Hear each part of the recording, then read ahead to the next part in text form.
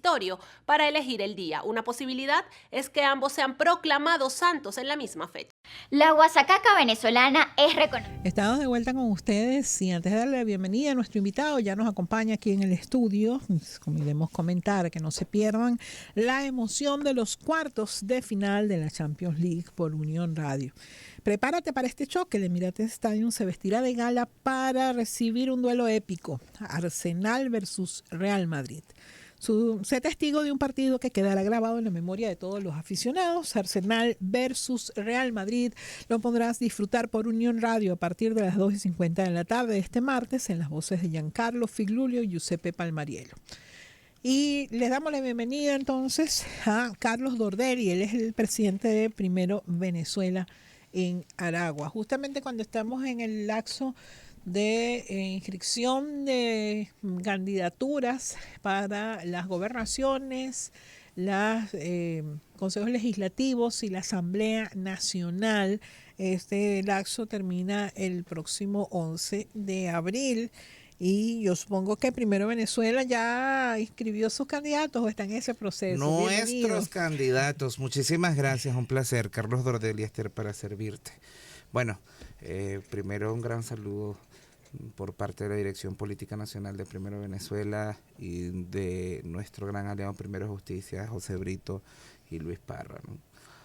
Sí, estábamos en ese proceso, no es nada fácil escoger candidatos a este tiempo porque bueno, cada quien ahora, tiene pero ustedes intereses. están haciendo el proceso de tratar de generar candidaturas unitarias o simplemente, bueno, ya lo que no se hizo, vamos a inscribir los candidatos. No, estamos tratando de generar candidaturas unitarias. De hecho, bueno, a nivel nacional nosotros, por ejemplo, en el estado de Aragua tenemos a Luis Eduardo Martínez, candidato de Acción Democrática, pero apoyado por 19 partidos políticos, 5 primarios. Aragua es un caso muy particular. De hecho, tenemos, por ejemplo, el caso de Arepa Digital, que se incorporó con nosotros en nuestra alianza política regional. Tenemos ciertas diferencias limadas para poder avanzar. No es fácil ir en unidad a estos tiempos porque hay diversidad de criterios en función de hacer política. Ah, claro, es que obviamente creo que la diferencia de criterios fundamentales es quienes creen que debe irse a elecciones y quienes no creen que debe irse a elecciones. Pero esa dicotomía está superada. O, bueno, evidentemente quedan algunos porque lo han hecho público, pues, algunos sectores, algunas organizaciones políticas que consideran que no se debe ir a elecciones, pues. Es un error que cometieron en 2005, 2010. Bueno, gracias a esos errores tenemos una cantidad de problemas jurídicos desplegados en nuestro país, porque algunos objetamos leyes y decimos que son injustas, pero cuando en el 2005 tenían que haber ido a la Asamblea Nacional y en esa Asamblea Nacional haber defendido su derecho a opinar como ciudadano o en nombre de los ciudadanos que estaban en desacuerdo de eso, no lo hicieron. Entonces hoy estamos sufriendo todavía las consecuencias al igual que todos dicen que el aparataje del Estado está compuesto por un solo partido político. Ahora la falta de participación descompensó la verdadera fuerza democrática en el Parlamento. En aquel momento, 2005, 2010 empezó a crecer, 2015 hubo una mayoría parlamentaria. Bueno, es que de hecho, gente como Chugo Torrealba, que fue el secretario ejecutivo de entonces la plataforma que unificó a los partidos de oposición en 2015, ha señalado reiteradamente, bueno, mira, aquí está el ejemplo de qué pasa cuando nos ponemos de acuerdo y vamos con una sola política.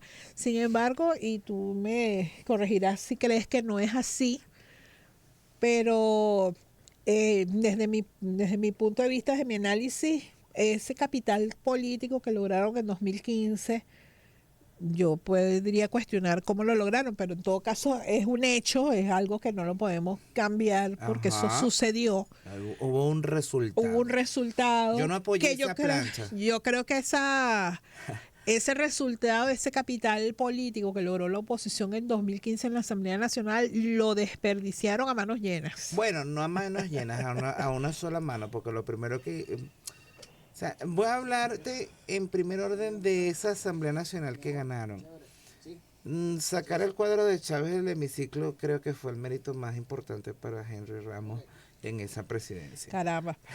O sea, imagínate lo delicado. Ahora, podía haber negociado con el Poder Ejecutivo, podía haber renovado los poderes, podía haber construido un equilibrio.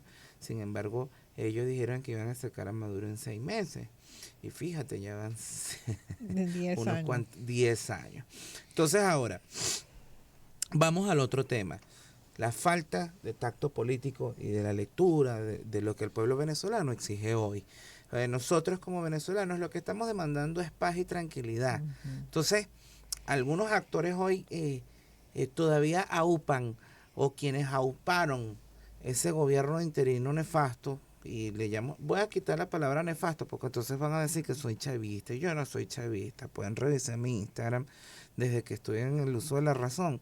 Y yo no, yo he sido opositor al gobierno, yo no he sido opositor al Estado venezolano.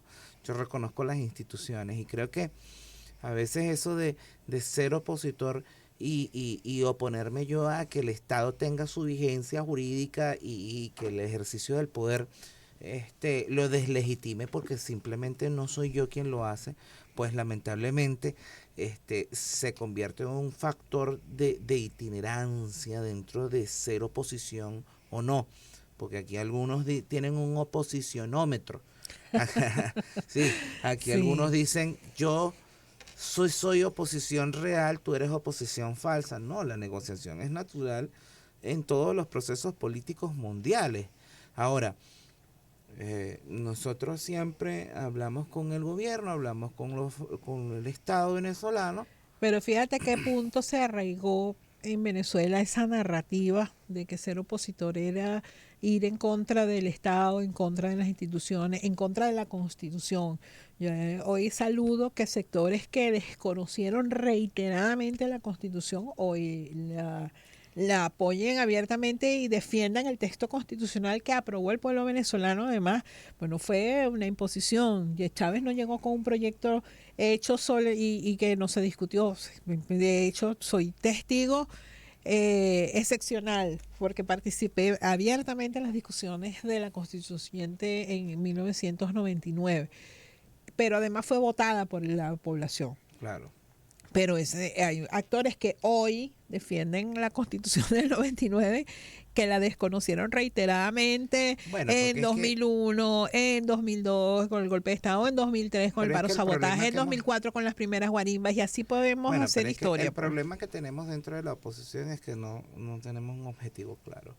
Una mañana nos paramos y queremos que una señora sea presidenta, después al otro día queremos que sea un señor, después al otro día queremos reconocieron un gobierno interino que tuvo embajadores desplegados por el mundo y desconociendo las instituciones y contra todos los preceptos constitucionales.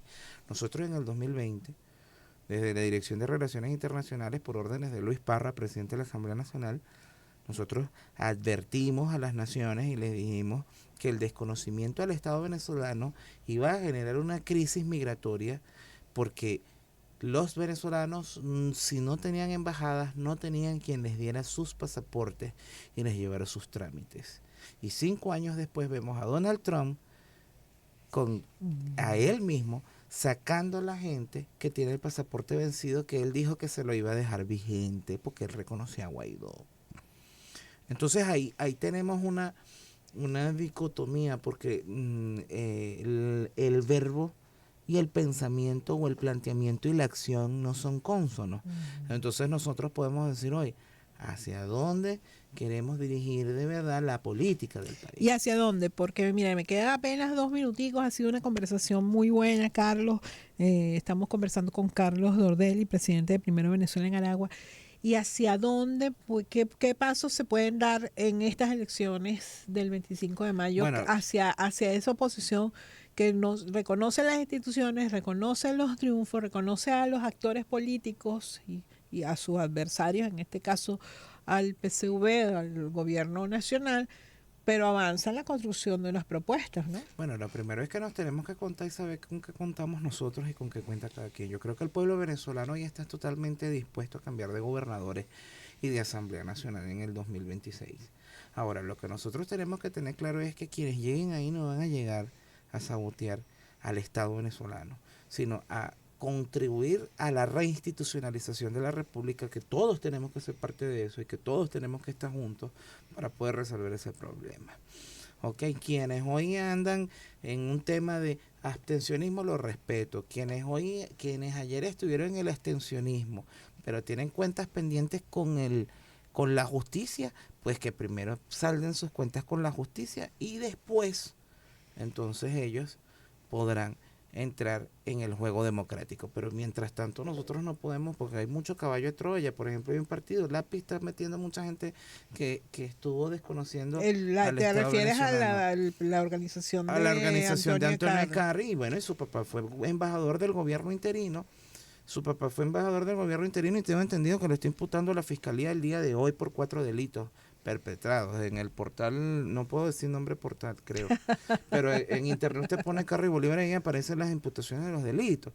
Entonces, bueno, pero el señor viene de ser embajador de Guaidó y hoy quiere ser diputado a la Asamblea Nacional, sin saldar cuentas. Bueno, sin aclarar. Cosas veredes, Sancho, dijo Don Quijote. Te agradezco, Carlos. Muchísimas gracias por la invitación. Y no, cuando quieras, estás permanentemente invitado. Era Carlos Dordelli, presidente de Primero Venezuela en Aragua. Hacemos la pausa, ya volvemos. Una pausa.